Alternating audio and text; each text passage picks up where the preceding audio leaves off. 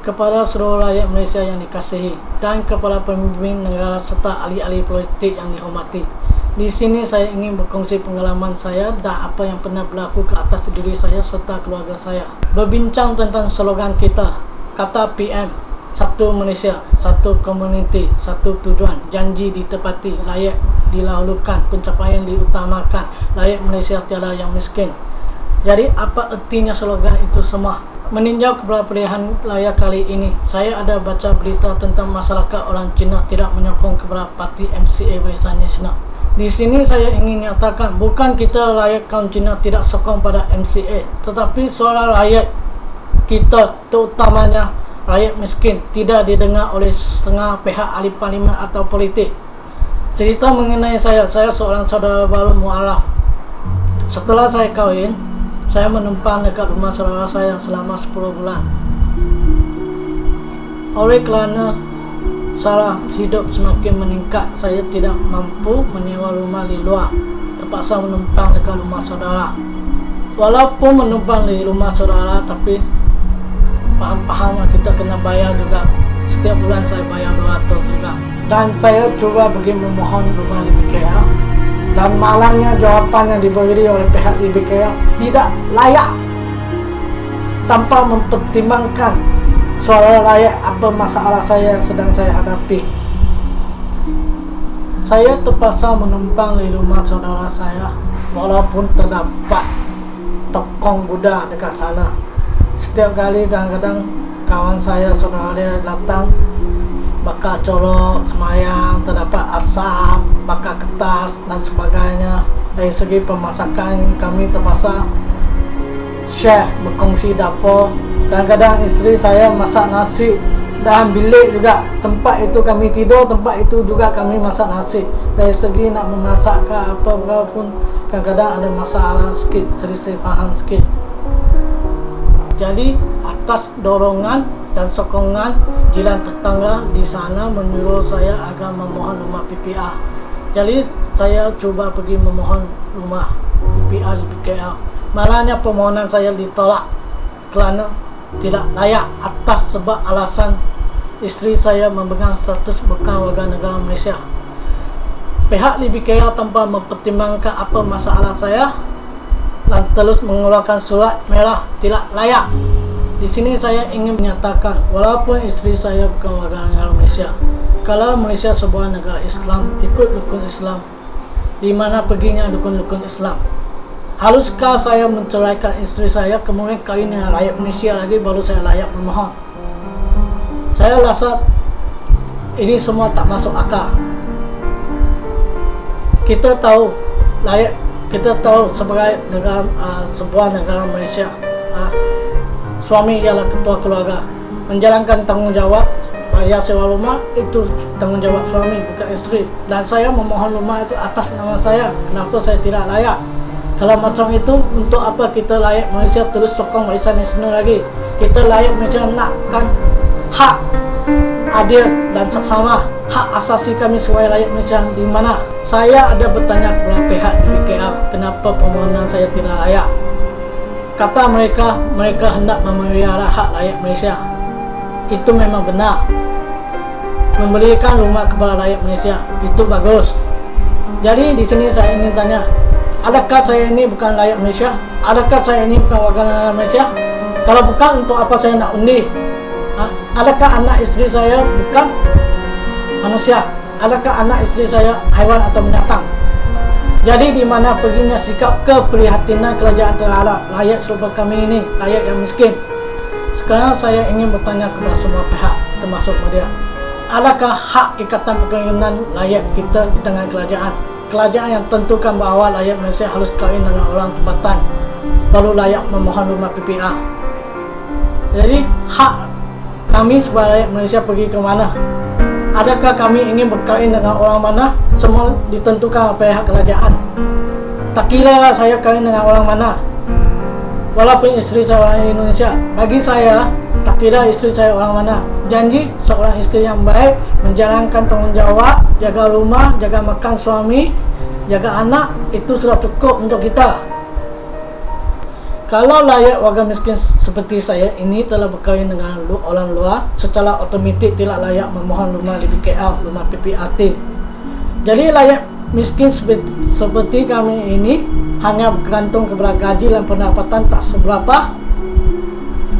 Nak meminjam bank dekat loan pun tak boleh. Jadi terpaksalah kami bekerja keras, mencari rezeki, mencari kerja, buat kerja 3 jenis 4 kerja untuk menampung sara hidup kami. Kalau rakyat Malaysia di sini semuanya kaya raya, mempunyai sejumlah wang yang banyak, boleh membeli sebuah rumah, tak perlulah rakyat yang miskin minta bantuan rumah kos rendah daripada pihak BKL, betul tak? Dan apa gunanya kerajaan menumbuhkan perumahan kos rendah kalau bukan untuk membantu rakyat yang betul-betul dan benar-benar memerlukan pertolongan dan tempat tinggal. Jadi saya ada tulis surat rayuan kepada Datuk Bandar, kepada Raja Mencik, dan saya tak tahu sampai sekarang pun tak ada berita. Dan 4 kali saya pergi naik turun ke pejabat Datuk Bandar. 5 kali pergi ke di BKL dekat Cokit sana. Nah, apa yang dia orang buat pada saya? Di mana letaknya nilai-nilai murni? Di bulan puasa saya pergi, saya dapat surat maklum balat dari pejabat Datuk Bandar, dapat cek dekat di BKL, dekat Cokit. Di dalam bulan berpuasa saya diperbuat macam bola, naik tingkat 5 suruh pergi tingkat 2, tingkat 2 pergi tingkat 9, tingkat 9 suruh saya balik. Adakah kerajaan mentadbir negara melayan rakyat miskin seperti ini?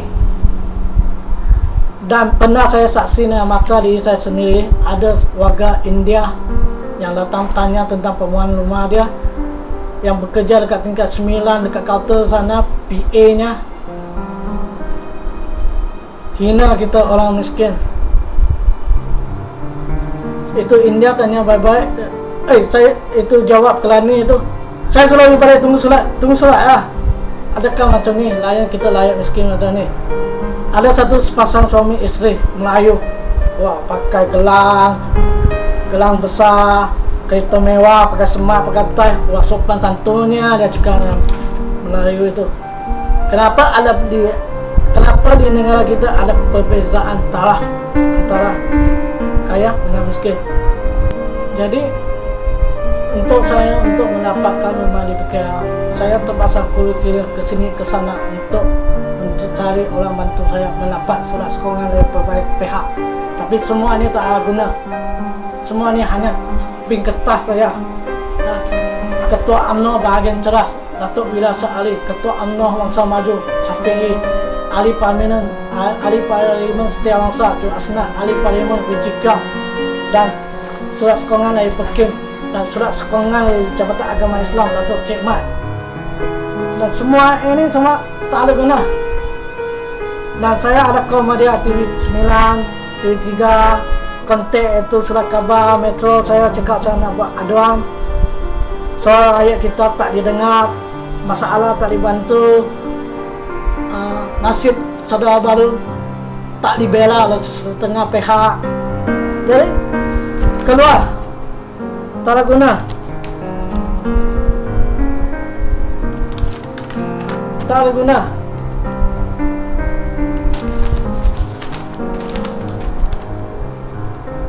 Tak ada guna.